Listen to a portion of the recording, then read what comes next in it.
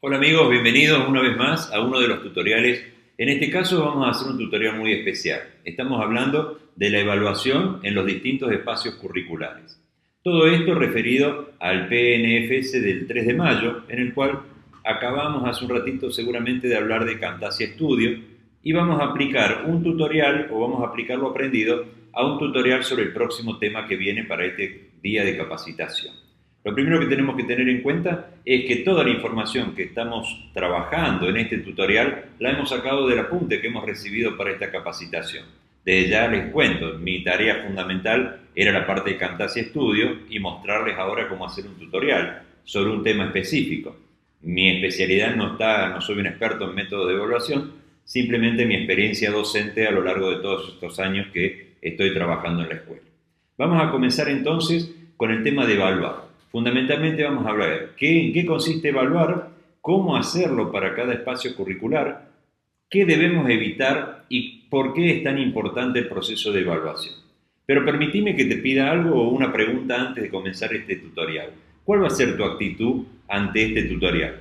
¿Cuál es tu actitud en esta capacitación? ¿Tomarás esta actitud desde el banco o seguramente tendrás esta actitud con la cual vamos a participar y vas a disfrutar de este tutorial que estamos haciendo sobre el método de evaluación?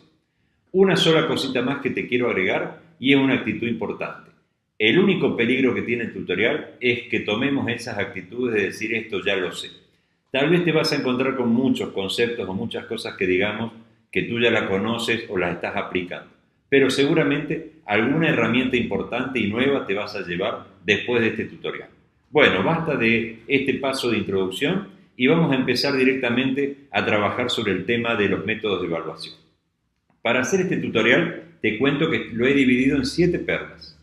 7 perlas en las cuales tenemos la primera perla de introducción, vamos a hablar un poquito sobre el método de evaluación y distintas cosas importantes en el método de evaluación, y después vamos a ver directamente cómo aplicamos el método de evaluación a cada uno de los espacios curriculares distintos. Tenemos la asignatura materia, tenemos el formato proyecto, el formato seminario, la perla 5 que habla del formato laboratorio, la perla 6 del formato taller, y en la perla 7 vamos a estar terminando con algunas conclusiones.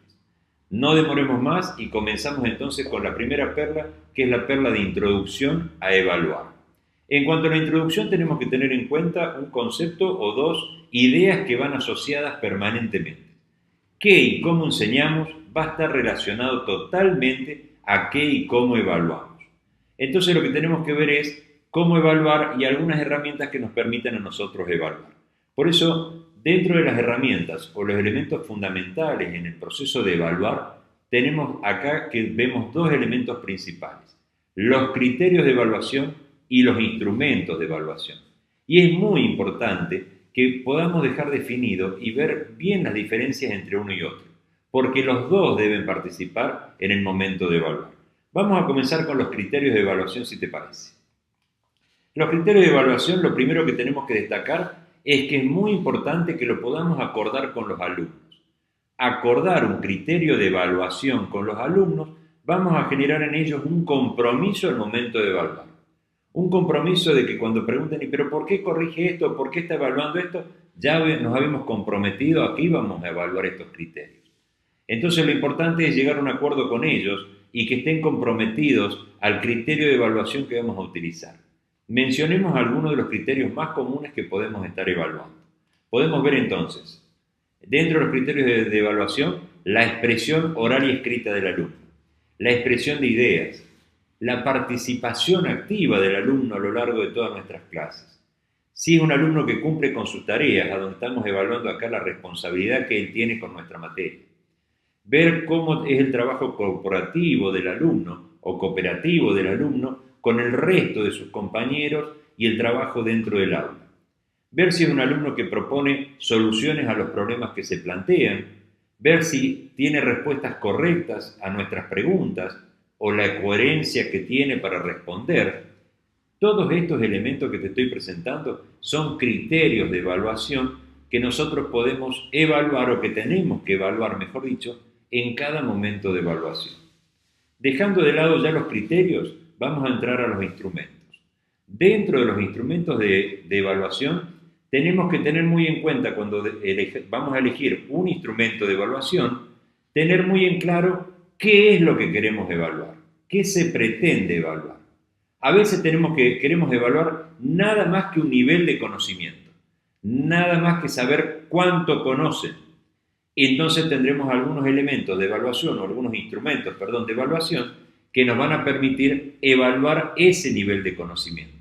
Pero en otros niveles o en otros momentos queremos evaluar la capacidad de análisis o capacidad de desarrollo que tienen ellos para un problema. Entonces, es muy importante que el instrumento que vamos a elegir esté muy relacionado con lo que pretendemos evaluar. Vamos a ver algunos instrumentos de evaluación. Perdón, antes de ver los instrumentos de evaluación venía una diapositiva en la cual teníamos que hablar de las características de esos instrumentos. Los instrumentos de evaluación que utilicemos tendrán que tener por lo menos estas 4 características principales. Deben ser válidos. Válido significa que deben estar acorde a lo que pretendemos evaluar. Tienen que cumplir con los requisitos de lo que nosotros queremos evaluar. Tienen que ser confiables.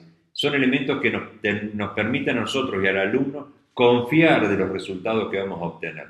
Prácticos, tanto desde el lado del alumno, en el cual no esté tan complicado para resolverlo, ni mucho tiempo para poder entender la consigna, como prácticos para nosotros en el momento de corregir. Y que nos brinden información útiles. La información tiene que ser útil para que nosotros en base de eso podamos tomar decisiones en cuanto a nuestra materia.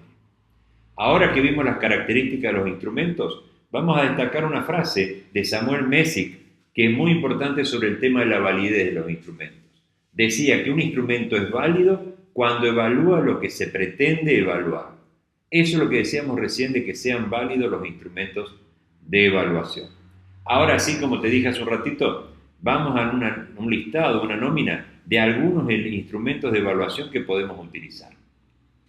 Dentro de los instrumentos de evaluación tenemos varios y por acá vemos pruebas orales y escritas, pruebas de opciones múltiples, problemas, resúmenes, portafolios, informes. Entre los más usados son estos, pero cada uno de ellos lo vamos a aplicar dependiendo del espacio curricular en el cual estemos trabajando.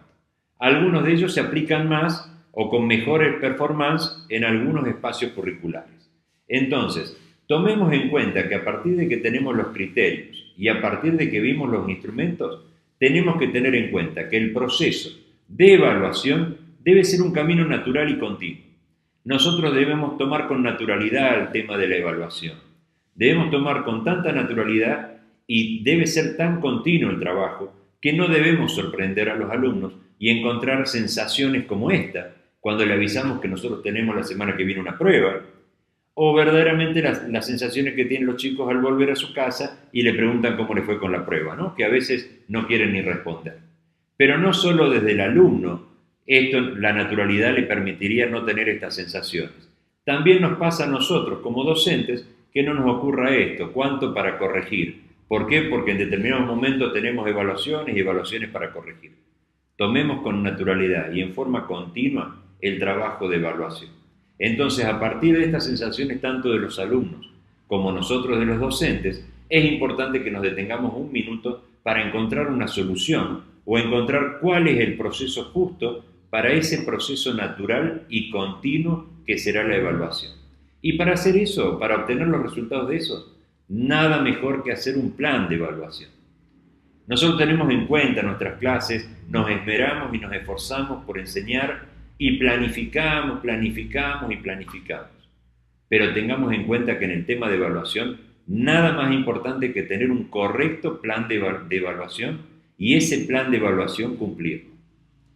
Si me permitís un segundo, toda esta información la sacamos del apunte en base de experiencias de un montón de docentes que allí exponen distintas formas de evaluar.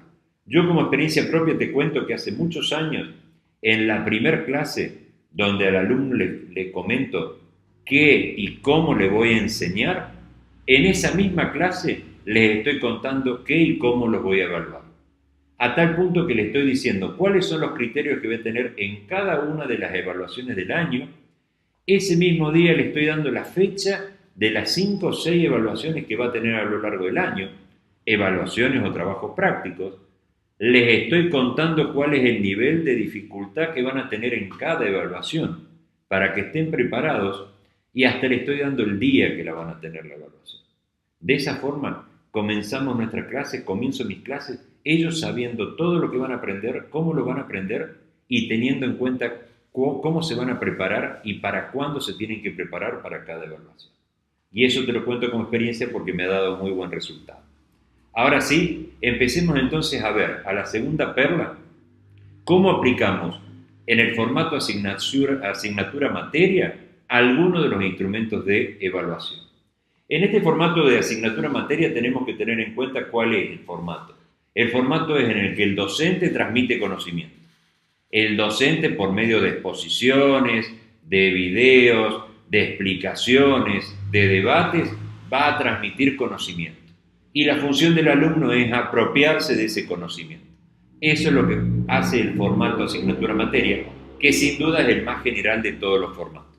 En este formato los instrumentos de evaluación son los más utilizados. Pruebas orales y escritas, hacer investigaciones, resúmenes, que preparen informes, hacer inventarios bibliográficos, presentaciones por parte de los alumnos con distintos paneles o disertaciones, simulaciones y dramatizaciones, presentar portafolios. Estos son los instrumentos que más se van a aplicar a este formato de asignatura materia. Te voy a mostrar ahora una base de evaluación o en base de que acá tenemos lo que llamamos escala de apreciación. Una escala de apreciación es uno de los elementos que vamos a utilizar como base para evaluar cualquiera de los instrumentos de evaluación que hemos presentado. Como vemos en este formato, en esta escala de apreciación, estamos apreciando cuál fue la actividad del alumno y calificándola si es muy buena, buena o regular. Estamos evaluando situaciones muy particulares, evaluando si el alumno ha manejado todos los contenidos, si trabajó en equipo, si tiene dominio de los temas. Estamos no evaluando el conocimiento, no evaluando nada más que el tema puntual del conocimiento. En una escala de apreciación estamos apreciando cuál fue la actividad del alumno. Seguimos entonces dentro de los instrumentos y acá tenemos cómo calificar con base de una rúbrica analítica las mismas actividades. Vemos que la rúbrica analítica también nos permite a nosotros, en una forma más estricta, en este caso, de sí o no, saber cómo se comportó el alumno o cómo se desarrolló la actividad del alumno a lo largo de nuestra materia. Entonces vemos si respondió las preguntas al final del texto, si dio 3 ejemplos de seres vivos o no, si trajo los materiales solicitados. Por medio de la rúbrica analítica también podemos ver o evaluar al alumno en cuanto a las actividades en la asignatura materia. Estos son bases o que tomamos como base para evaluar. Los instrumentos son los que vimos antes. Vamos a volver entonces al formato asignatura-materia. Tenemos que tener claro, nosotros exponemos, damos contenido y el alumno se va a apropiar de ese contenido. Entonces, cuando evaluamos tenemos que tener muy claro para qué evaluar y qué deseamos evaluar. Teniendo en claro para qué evaluar y qué evaluar, tenemos que darle forma a la profundidad de la evaluación. La profundidad de la evaluación va a estar relacionada con poder medir el nivel de apropiación que tuvo el alumno de ese contenido. Entonces, ahí es donde yo le doy mayor dificultad o menor dificultad a esa evaluación que estoy haciendo. Esa es la profundidad de evaluación que quiero poner. Vamos entonces ahora a los elementos que podemos utilizar o los instrumentos. Prueba oral y escrita. En la prueba oral y escrita tengo 2 mecanismos, 2 formas de encararla. Si tengo en cuenta que quiero evaluar nada más que contenido, lo puedo hacer por una prueba de opción múltiple, en donde las respuestas van a ser muy concisas, van a ser muy exactas y mi resultado final dentro de la utilidad del instrumento es saber el nivel de apropiación de contenido, nada más que del contenido. Ahora también puede ser que tenga una evaluación en la cual quiera evaluar análisis, por lo tanto, no voy a hacer una prueba de opciones múltiples, sino que voy a hacer una prueba en la cual va a haber problemas a desarrollar. Entonces, al saber qué tengo que evaluar y qué quiero evaluar y cuál es la profundidad de mi evaluación, voy a elegir alguno de los 2 mecanismos que me permiten a mí armar una prueba oral o escrita. Dentro de las pruebas de opciones múltiples, que son muy utilizadas hoy, y esas que son siempre criticadas porque decimos que termina siendo un tatetí para resolver las opciones, que no es tan así, tenemos que tener en cuenta que tenemos muchos tipos de pruebas de opciones múltiples. Tenemos la de verdadero y falso, en la cual el alumno tiene que determinar si el concepto puesto es verdadero o falso. Tenemos la de selección múltiple, en las cuales tenemos varias opciones para elegir. Tenemos la de relación o emparejamiento, esa que ponemos una columna con información, otra columna con información y el alumno lo tiene que relacionar. Tenemos las pruebas de opción múltiple de completamiento o lagunar, en la cual ponemos un texto y el alumno tendrá que completar con palabras los lugares vacíos, en las cuales nosotros podemos darle una lista o no darle una lista de las palabras que van en esos lugares. Tenemos también las pruebas de opción múltiple de jerarquizar. Quiere decir que le damos en forma desordenada una serie de información y las tiene que ordenar de acuerdo a la jerarquía, o la de identificación de alguna lista o alguna nómina que le estamos presentando. Vemos que las pruebas de opción múltiple son muy prácticas y tenemos mucha variedad para poder hacer. No nos tenemos que quedar nada más que en esa del tatetí en el cual pueden elegir las opciones. Dentro de las pruebas, bueno, vemos ahí una imagen de las famosas pruebas de opción múltiple, por las dudas que alguno no lo esté reconociendo, son ese tipo de pruebas. Y sí tenemos que tener en cuenta que algunas características especiales tienen que tener las pruebas de opción múltiple. Las características principales son, tenemos que tener bien aclarado, el alumno tiene que tener bien aclarado cuál es el puntaje que le vamos a asignar por cada una de las respuestas. Tiene que tener un instructivo de cómo la va a tener que desarrollar y en la misma prueba de opción múltiple estará el lugar para poner los datos del alumno. Cuando desarrollamos las distintas actividades de la prueba de opción múltiple, es muy conveniente que la agrupemos por temas. No tengamos toda la prueba de opción múltiple mezclada de arriba abajo los temas. Vamos a agruparlo y que estén agrupados y orientados por cada uno de los temas. Las consignas tienen que ser claras. Las consignas tienen que ser bien claras para que el alumno pueda localizar la respuesta y no tiene ningún sentido esas respuestas tramposas o respuestas que si le falta un guión o si le sobra una coma. No tiene ningún sentido que hagamos esas respuestas tramposas en las cuales lo hacemos debatir al alumno o dudar del conocimiento. Y lo otro que tenemos que tener en cuenta es estimar muy bien el tiempo de desarrollo de la prueba de opción múltiple, para que nosotros podamos tener en cuenta cuánto tiempo le tiene que llevar y ese es el tiempo que le vamos a dar para que dispongan para poder resolverlas. Vamos a dejar las pruebas de opción múltiples y vamos a pasar a las pruebas de desarrollo y análisis. ¿Qué características o qué datos tenemos que tener en cuenta? Cuando planteamos una prueba de desarrollo y análisis, por las dudas te muestro una imagen de cuál es, son estas pruebas en las cuales tienen una serie de problemas para resolver, tenemos que tener en cuenta que antes de calificar al alumno, tenemos que nosotros tener resueltas las soluciones y las posibles variantes que el alumno puede utilizar para resolver. Para no sorprendernos, porque por ahí nos sorprendemos que decimos no la solucionó como queríamos, está incorrecta, y después nos damos cuenta de que él eligió otro camino para resolverlo y que también era correcto. Entonces nosotros antes de calificar tenemos que validar todas las opciones que tenga que tener. Es muy importante que cuando hacemos corrección de este tipo de pruebas sea anónima. No evaluar de quién es la prueba. No ponerse a corregir y lo primero ver el nombre de quién es la alumna o el alumno, para que seamos muy objetivos en cuanto al tema a desarrollar. Porque a veces, cuando vemos el alumno, por ahí consideramos que no puede elegir un propio camino en una solución y realmente nos sorprendemos. Entonces, que sea anónima la corrección de las pruebas de desarrollo. La retroalimentación o la motivación y devolución. Este es un dato muy importante del tema de este tipo de pruebas. Nosotros tenemos que, cuando corregimos este tipo de evaluaciones, a partir de la corrección al alumno le tenemos que dar una devolución de por qué se corrigió o por qué estuvo mal o qué es lo que pasó y motivarlo. Tanto felicitarlo porque eligió caminos que nosotros no esperábamos y logró resolverlo, como motivarlo también si ha cometido algunos errores a que no los vuelva a cometer y que pueda creer en la capacidad de él para desarrollar problemas que tiene que analizar. Siempre tenemos que comunicar cuáles son las respuestas que esperábamos. No podemos tachar la respuesta y devolver la evaluación con que está mal y no ponerle cuál es la respuesta que esperábamos. Y en este caso de problemas o de pruebas a desarrollar, sí tenemos que tener en cuenta que a partir de que analicemos toda la corrección del grupo, replantearnos nosotros cuáles son las consignas que la mayoría no pudo resolver y poder evaluar o ver de nuevo dónde está el problema en esa consigna, la cual no fue entendida y la mayoría no la pudo resolver. Entonces, esto estamos hablando sobre este formato de asignatura, sobre el tema de las evaluaciones orales o escritas, pero en el tema de desarrollo de una respuesta.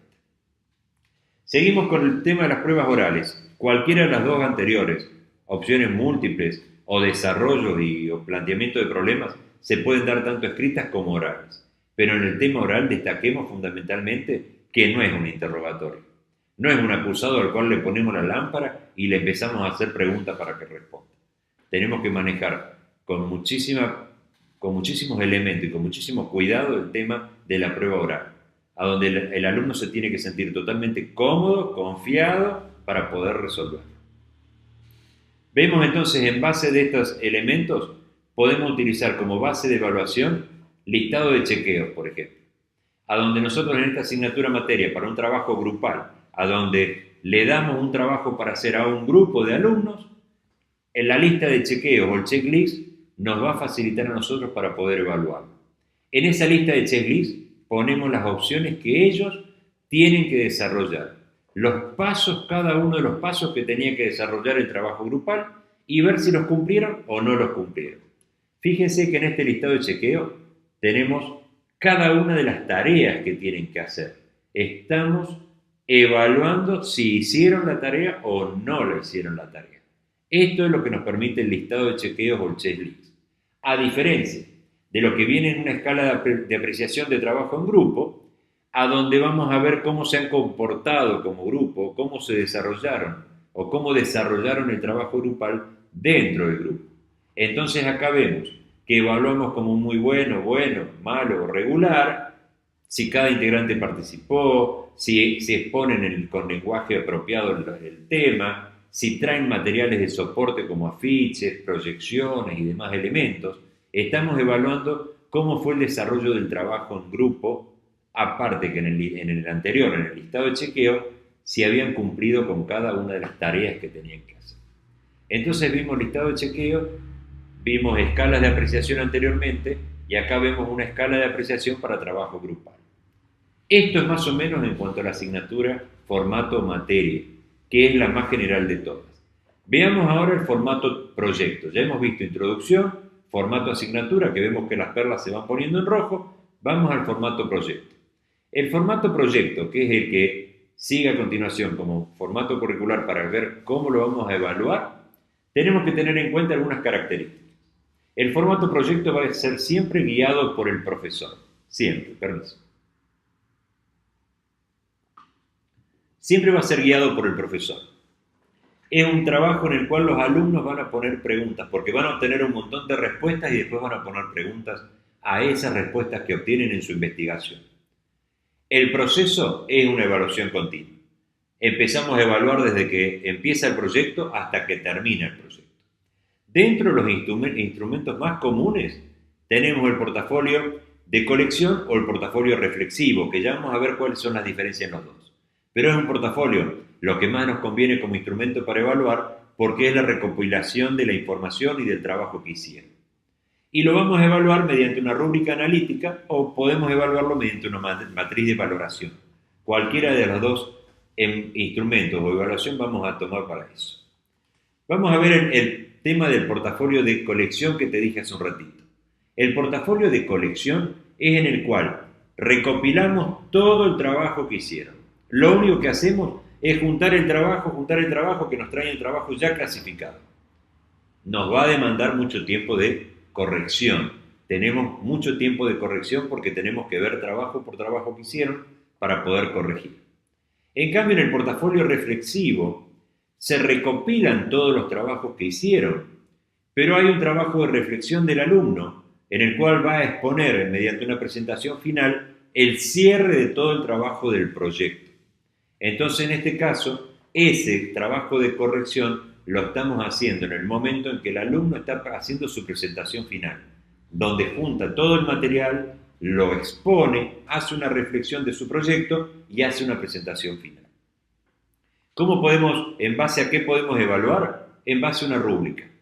Una rúbrica en la cual podemos calificar, acá vemos que tenemos categorías de distintas cosas, como la calidad de la información, los recursos que usaron, la presentación, cuán completo estaba el trabajo, cómo se redactó el trabajo, y en base de eso calificar cada una de estas categorías en excelente, satisfactorio o que necesitan mejorar.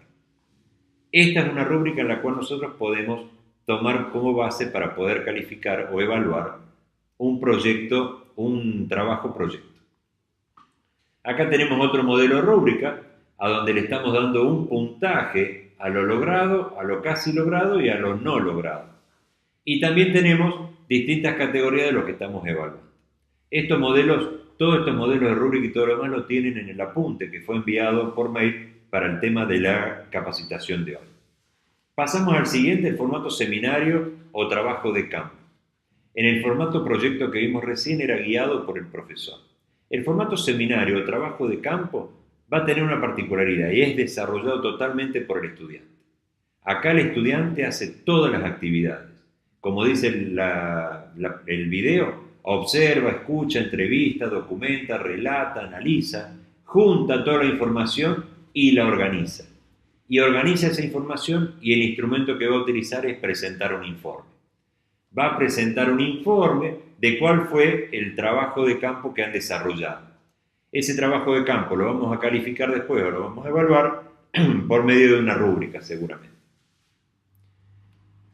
Formato de laboratorio. Voy a lo mejor muy rápido, pero es fundamentalmente para que podamos ver el pantallazo general de cada uno de ellos, ¿no? El formato laboratorio lo vamos a calificar casi siempre con una rúbrica holística. Es lo que nos permite a nosotros abarcar en todo. No nos olvidemos que holística viene de el todo, de abarcar la totalidad. Entonces vamos a evaluar todo junto, tanto el trabajo que están haciendo en el laboratorio como la calidad de expresión, el desempeño dentro del laboratorio, la creatividad que tuvieron, y lo vamos a evaluar con excelente, muy bueno, bueno, regular, como nos muestra este ejemplo de esta rúbrica holística. El trabajo en laboratorio, ¿qué es? Lo consideramos nosotros como el aprendizaje del saber hacer. Es el aprendizaje del saber hacer algo. El alumno acá va a predecir, va a observar, va a explicar, va a reflexionar, recoge y junta información y la organiza, va a tener como instrumentos un informe, va a generar un informe de su trabajo en el laboratorio, que podrá ser individual o, como dice la diapositiva, trabajos grupales. Y lo vamos a evaluar mediante listas de chequeo o listas de cotejo. En las listas de chequeo, acuérdense, están cada uno de los pasos que el alumno tiene que desarrollar en el laboratorio. Y en la lista de cotejo, cada una de las evaluaciones que podemos hacer de cómo fue cumpliendo con cada uno de esos pasos. De esta forma podemos obtener una muy buena evaluación del desempeño del alumno en el trabajo del laboratorio, ya sea individual o grupal. Acá tenemos una lista de chequeos, por ejemplo, este es un laboratorio de cerámica según estuve viendo, y en la lista de chequeo dice realización de un boceto para aplicar el diseño, elección de un modelo de vasija, modelado de la vasija, amasado de la arcilla, aplicación de la técnica precolombina. Ven que en el listado de chequeo tenemos cada uno de los pasos que tiene que desarrollar el alumno o el grupo. Mientras que en la lista de cotejo vamos a analizar si traen los materiales, si relacionó las actividades que estaba haciendo, si participa activamente dentro de la clase, si participa en trabajo en grupo. En el cotejo estamos evaluando otras características distintas, ¿sí? Que podríamos decir son más criterios que lo que estamos evaluando en el listado de chequeo checklist, donde estamos evaluando pasos que tienen que cumplir para poder cumplir su tarea en el laboratorio. Pasamos al último de los formatos y es el formato taller. En el formato taller nosotros decimos que es el momento de aprender haciendo. Los alumnos empiezan a hacer una actividad en la cual están haciendo algo y están aprendiendo en ese momento. Es donde sumamos los saberes al trabajo colaborativo y cooperativo, ¿sí? En este momento el trabajo mancomunado entre todos para poder aplicar los saberes que tienen y obtener un elemento dentro del trabajo de hacer. La evaluación la podemos hacer mediante una apreciación numérica, como nos dice aquí la diapositiva, y el instrumento fundamentalmente es el portafolio. Es el más fundamental de todo, o el que más aplicamos a esto, porque vamos a recopilar trabajos que han desarrollado para poder evaluar finalmente el trabajo del alumno. Acá tenemos una apreciación numérica donde podemos ver que tenemos una columna de siempre, a veces o nunca. ¿Y qué estamos evaluando en este caso? La participación del trabajo en grupo, si realizó aportes el alumno al trabajo que están haciendo, si respetan los turnos para intervenir, ¿sí? Tenemos varios elementos que estamos evaluando para el trabajo taller. Lo hacemos mediante una apreciación numérica. Terminando ya con esta perla del formato taller, vamos terminando con una pequeña conclusión o evaluación, pero vamos a ver en resumen. Estuvimos viendo las diferencias entre criterios e instrumentos de evaluación. Vimos cuáles nos conviene aplicar de acuerdo a cada uno de los formatos curriculares y ver cuál es el que se va a adaptar mejor para calificar en cada uno de ellos. Tenemos que tener en claro siempre qué deseo evaluar y cómo lo voy a evaluar. Evaluar con naturalidad y en forma continua. En conclusión, tengamos en cuenta que la evaluación o quienes participan de la evaluación, todos participamos de la evaluación. Participan los alumnos y nosotros también participamos de la evaluación. Ellos estarán dando una evaluación para conocer sus capacidades, su nivel de apropiación de conocimientos, y nosotros nos estamos evaluando para ver cómo hemos transmitido ese conocimiento y en qué podemos mejorar. En conclusión, pero vemos unas naranjas acá y no entenderemos por qué aparecieron. Pero como final o cierre del tutorial, me quedé con una frase que dijo la profesora Fabiana Renzi, o que saqué del apunte. Dice: evaluar es como disfrutar el jugo de una naranja cosechada por nosotros. Si la ayudamos a crecer, regando la planta, cuidándola y dándole lo mejor de nosotros, al momento de cortarla, sabremos si ya está madura y finalmente nos dispondremos a disfrutar de su delicioso jugo. Me gustó la frase para cerrar este tutorial con el tema capacitación. Bien, nos queda entonces para cerrar el tema del tutorial. Te voy a dar un minuto para que en un minuto anotes por allí lo aprendido, anotes lo que has descubierto y qué aprendizaje útil has adquirido en este momento. Te doy en minutos de este momento para que puedas empezar a anotar.